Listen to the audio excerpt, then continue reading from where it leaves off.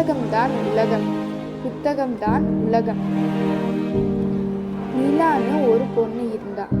அவளுக்கு உடல்நிலை சரியில்லை.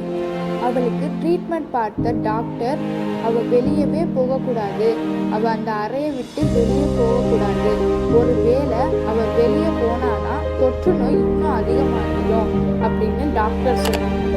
அவளை ஒரு அறையிலே வச்சு பார்த்துக்கிறாங்க. ரொம்ப போர் அடிக்குதுன்னு அவள் அழுறா. அவங்க அம்மா அவளுக்கு நிறைய புத்தகம் வாங்கி தர்றாங்க.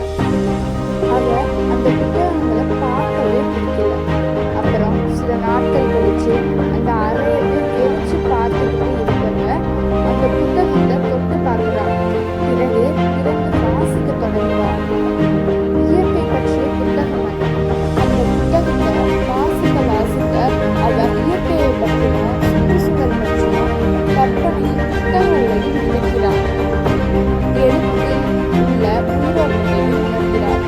அவள் அரிய புத்தகங்களையே வாசிக்க ஆரம்பிக்கிறாள்.